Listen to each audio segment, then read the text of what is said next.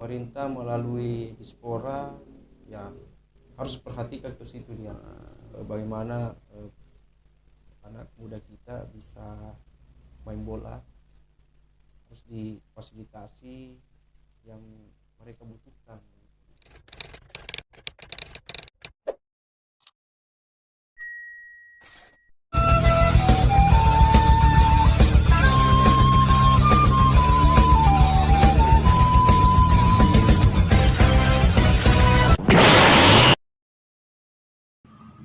Guys, Kindang FC atau Kindang Football Club baru saja tampil sebagai kampiun atau juara pada turnamen Bupati Cup 2 Bulukumba. Keberhasilan Kindang FC sebagai juara menghentak publik sepak bola Bulukumba. Pasalnya tim ini tidak pernah difavoritkan untuk juara, bahkan dianggap tim underdog. Tapi di tangan pelatih Dirman Gattuso, perlahan tapi pasti tim ini menjelma menjadi tim kuat dan satu persatu lawan dibuat tunduk tak berkutik. Sang pelatih sudah ada di studio dan saya langsung sapa beliau. Assalamualaikum warahmatullahi wabarakatuh. Waalaikumsalam Ya. Pak Senap, terima Ya. kasih atas undangannya. Dirman Gattuso, Dinda ya? Iya, siap. Iya. Pertama saya ucapkan selamat atas keberhasilan Kindang FC sebagai kampiun atau pemenang pada Bupati Cup 2 Bulukumba. Ya, terima kasih. Iya. Selamat datang juga di studio kanal YouTube Bulukumba Inspiring, kanal motivasi, inspirasi dan edukasi. Kemarin lawan apa Kindang FC, Dinda? Di laga final itu saya melawan Kecamatan Boto Bahari. Bonto Bahari. Ya. Skor Skor akhir itu 1-0. 1-0. Ya. Tercipta di babak pertama atau babak kedua? Di akhir babak kedua 3 menit setelah pertandingan selesai. Injury time. Ya, injury time. Itu Sangat penentu bolanya. hampir adu penalti, Dinda ya? Iya, saya Wah. sebenarnya sudah berpikir ini akan berulang kembali Uh-huh. waktu laga semifinal melawan Jebulu itu adu penalti. Saya pikir sudah adu penalti lagi kayaknya. Iya. Jadi saya sudah atur pemain-pemain yang akan menembak sebenarnya. Tapi alhamdulillah dengan satu strategi yang saya dibangun sama Doni dan kawan-kawan, ternyata di menit terakhir itu bisa mencetak gol. Oh, sudah ada bayangan siapa penembaknya pada Iya. saat adu penalti dia? Sudah. Makanya saya mau cepat ini mau sementara kan sudah ada pemain saya 2 cadangan itu saya masih masukkan untuk persiapan menembak. Menembak. Tapi alhamdulillah Firdaus pemain kami yang U20 itu dia cetak gol cantik menurut saya ke gawang Boto Bahari dan itu membawa Kindang menjadi juara. Perjalanannya, Dinda, sampai juara Kindang FC mulai dari babak penyisian ya, mengalahkan tim mana saja? Perjalanannya Kindang itu sangat perjuangan yang berat sebenarnya. Iya. Karena di grup A itu ada tim-tim bagus di situ. Itu ada Kecamatan Herlang, Kajang dan Bonto Bahari. Sedangkan kan ini di grup itu ada mantan juara Bupati Cup yaitu Kajang, Bupati Cup 1. Iya. Tapi saya optimis bahwa di tangan saya insya Allah Kindang akan bisa masuk pada babak final. Saya belajar banyak dari saya kan ini sebenarnya kalau dipikir ini kan datang, saya sebetulnya turun. Iya. Saya kan sudah sebenarnya presiden klub Jong FC Oh, atau manajer. Iya. Tapi karena Pak Camat Kindang memanggil saya sebagai manajemen ofisial di tim Kindang, terpaksa saya harus turun menjadi mentor sebenarnya.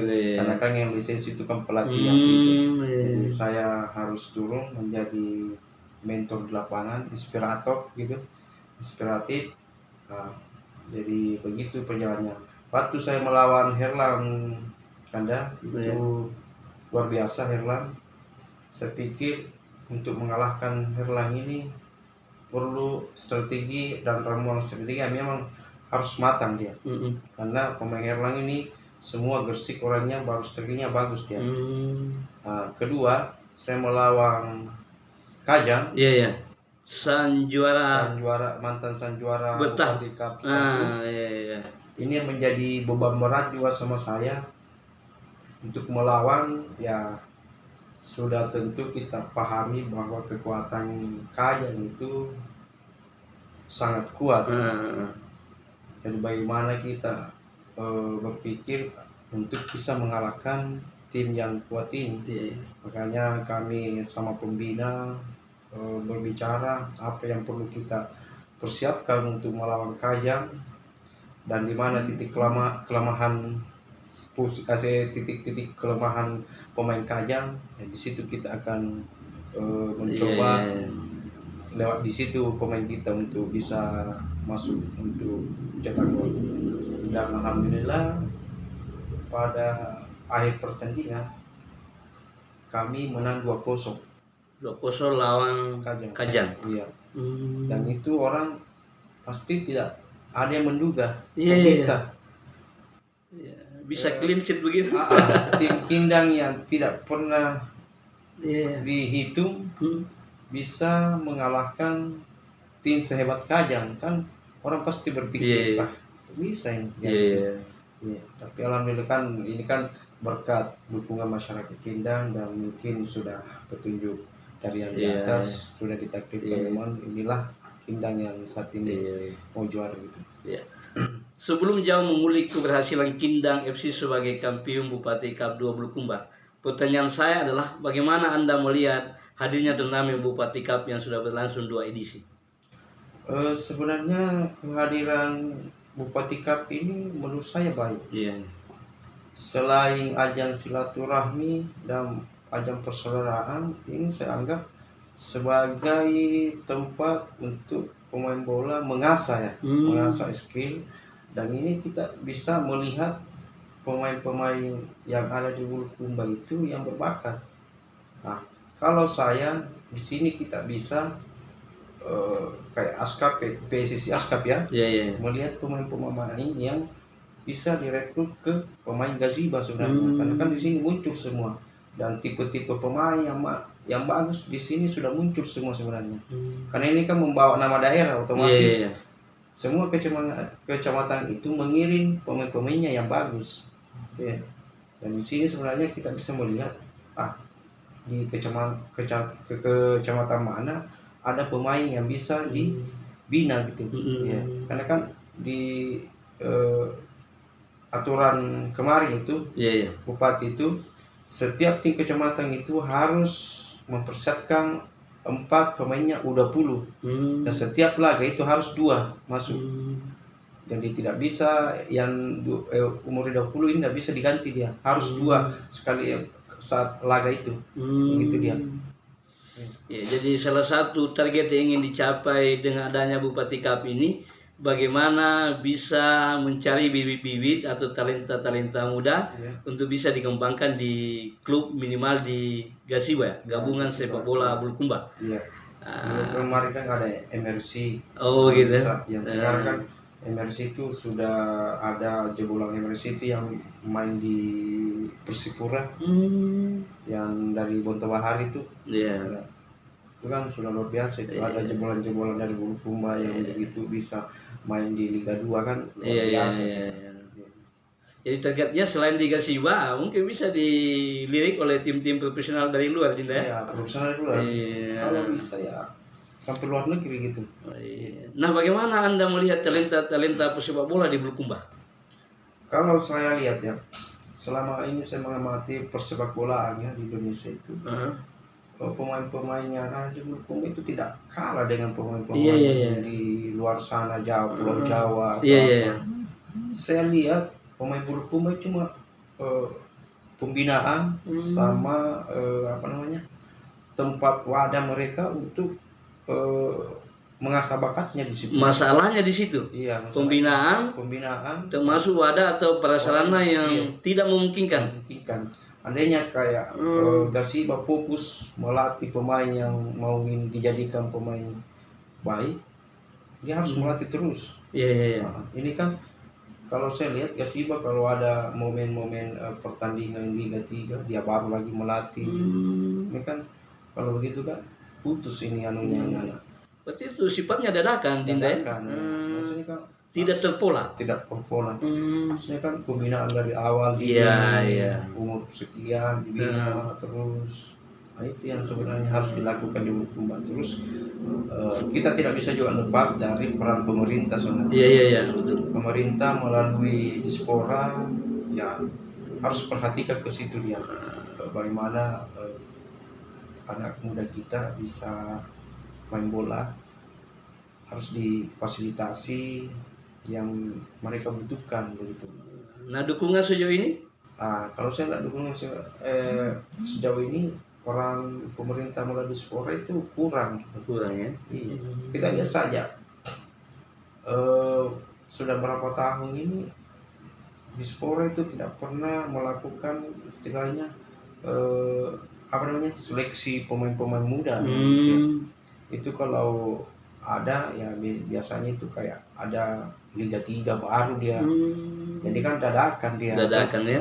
Iya. Sebenarnya kan tidak mesti begitu. Walaupun tidak ada Liga terus kita melanjutkan bagaimana kita mencari membina membibit pemain-pemain muda. Mestinya pembinaan itu berlangsung secara kontinu, ada tidak ada turnamen ya mesti tetap dijalankan proses pembinaan itu. Iya, harusnya begitu kalau saya. Dan itu tidak jalan. Ya bukan sebenarnya tidak jalan tapi kurang tuh, maksudnya mungkin ada yang jalan tapi tidak berefek, maksudnya tidak terhenti gitu, tidak berkelanjutan gitu. Termasuk mungkin Bupati Kap ini nanti mau diadakan baru kemudian baru seleksi lagi di tingkat desa atau di tingkat kecamatan. Seharusnya kan ini kan sudah selesai. Iya. Nah, sudah ini melalui kecamatan sudah membina anak-anak persiapan untuk 1 tahun negara ke depan. Karena kan untuk mencari pemain itu tidak, kalau cuma 1 tahun itu Banda susah kita belum bisa membina sepenuhnya nih anak sepak bola. Dia perlu mungkin 2 tahun. Butuh proses waktu yang lama. Panjang dan tsunami. Bukan instan dia kalau sepak bola. Ya kan pertama itu kan dia punya kalau sepak bola itu kan dia fisik dulu. Fisik, baru masuk di skill begitu. Guys, Dirman Gattuso ini yang saya kenal, beliau adalah seorang jurnalis, seorang wartawan profesional. Ketika berlangsung turnamen Bulukumba Cup 2 ini, saya jadi kaget. Beliau tiba-tiba jadi pelatih Kindang FC. Nah, dari mana Anda mendapatkan pengetahuan dan pengalaman jadi pelatih sepak bola? Sebenarnya panjang perjalanannya. Oh gitu ya? Saya sebenarnya kan pemain juga, pemain bola. Oh pemain juga? Di usia saya masih SMP sampai SMA itu saya pemain memang. Dan saya juga punya nama dulu waktu saya pemain bola. Waktu sering bawa tim nama kampung itu Bangga Putra. Saya mungkin juga dijuluki mungkin striker yang membahayakan. Saya punya naluri cetak dulu bagus karena orang itu kenal saya itu kalau pemain 2000 berapa dulu ya. 2000-an sampai 2005 kenal saya kalau pemain bola di Bulukumba. Karena beberapa turnamen saya juara. Jadi seorang Dirman Gattuso ini mantan pemain yang cukup diperhitungkan di Bulukumba. Iya, cuma kan dulu saya terhenti itu karena saya hijrah ke Jakarta. Oh pernah ke Jakarta? Ya selama 5 tahun di sana tidak pernah lagi main bola. Setelah saya pulang, saya kembali kuliah dan setelah kuliah, jadi saya jedanya itu hampir 10 tahun tidak pernah main bola. Setelah saya pulang kampung di Bulukumba, saya bergelut di dunia jurnalis. Saya sering meliput olahraga. Di situ lagi kembali ya, jiwa dan semangat saya olahraga itu ya. Iya, hobi saya kembali. Iya. Bilang saya ini pecinta ini. Itu muncul sendiri itu kan. Iya. Jiwa itu jiwa di dalam hati itu, kalau saya memang suka bola, hobi bola.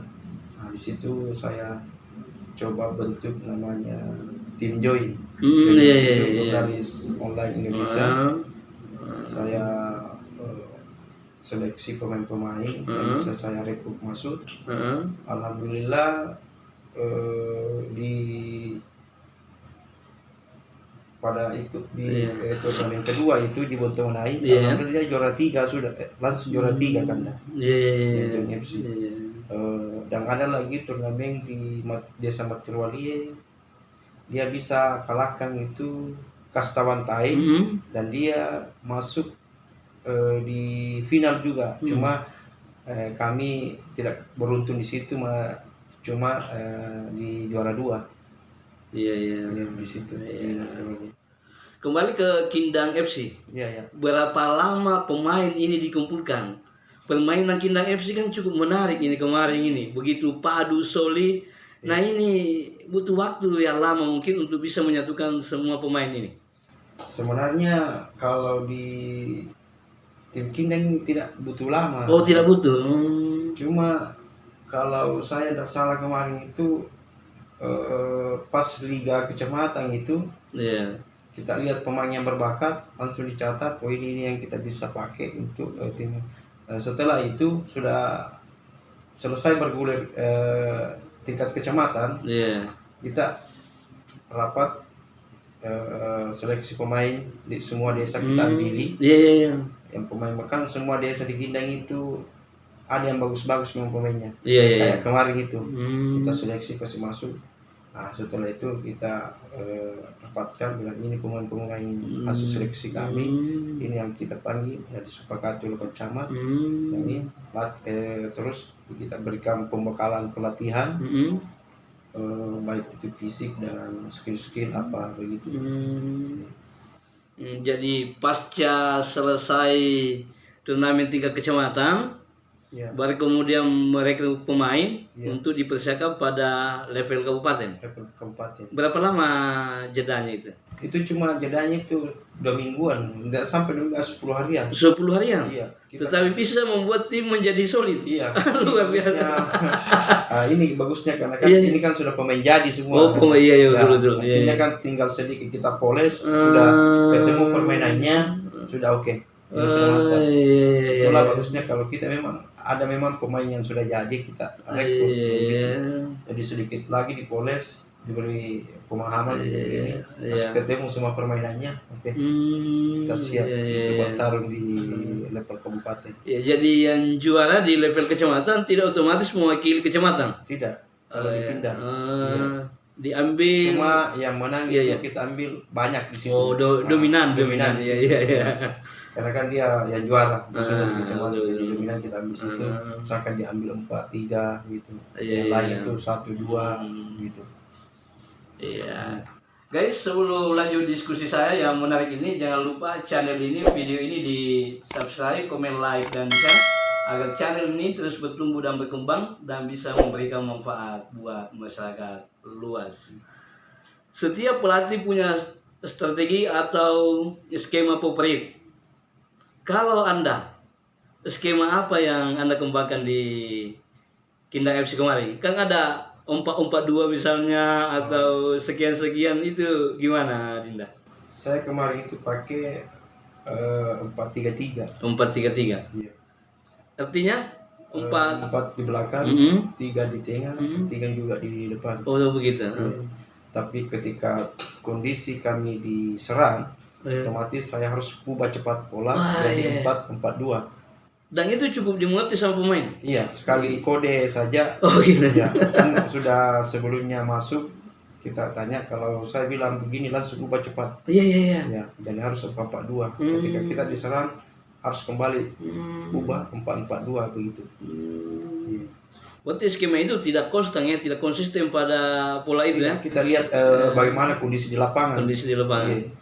Begitu juga ketika kita harus menarik pemain yang mana. Iya, Terkadang saya itu Kanda, Iya. pemain tengah saya kasih ke depan. Oh begitu. Pemain depan saya kasih kembali ke back. Iya. Ke lini belakang begitu. Iya. Apa nilai untungnya dengan skema seperti itu? Ini kan banyak pemain, tipe pemain. Iya. Jadi di Kindang itu banyak tipe pemain. Kalau kita kasih di depan ini bisa mematikan. Iya. Yang di depan karena fisiknya masih bagus, kita tarik dulu dia belakang gitu. Begitu skemanya kalau Iya. Kindang FC baru saja juara dan dianggap sebagai tim underdog. Iya. Tidak diperhitungkan lalu menjelma menjadi tim perkasa dan juara. Rahasianya apa sih sebenarnya? Sebenarnya itulah ketika kita itu direndahkan pasti itu akan menjadi motivasi.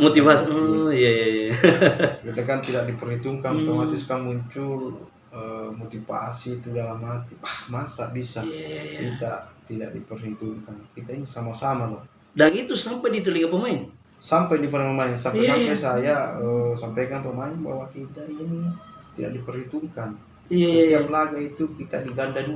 Masa kita mau seperti ini, mau dia begini? Kita ini sama-sama loh. Dia punya otak, punya kaki, punya ini.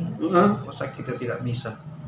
Harus kita buktikan bahwa walaupun kita tim yang tidak hitungkan, maka kita harus buktikan di laganya. Iya. Makanya saya selalu bilang kalau kita buktikanlah di pas pertandingan. Begitu anunya kan. Dan saya selalu motivasi dan harus kita buktikan ini bahwa Kindang itu bisa. Iya.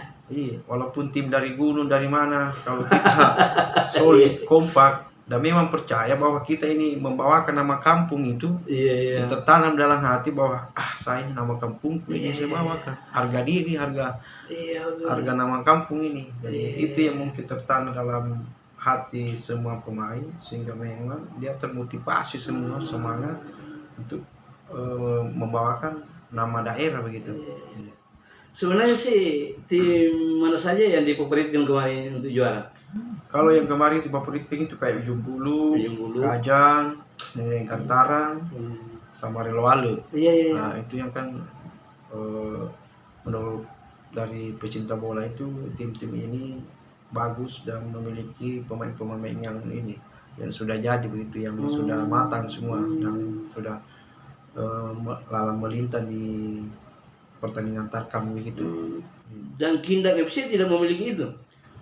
Kami juga sebenarnya ada pemain kami. Sebenarnya ada itu Doni itu pemain Liga 3 itu. Oh, Liga 3. Sama Sul itu Liga 3 juga.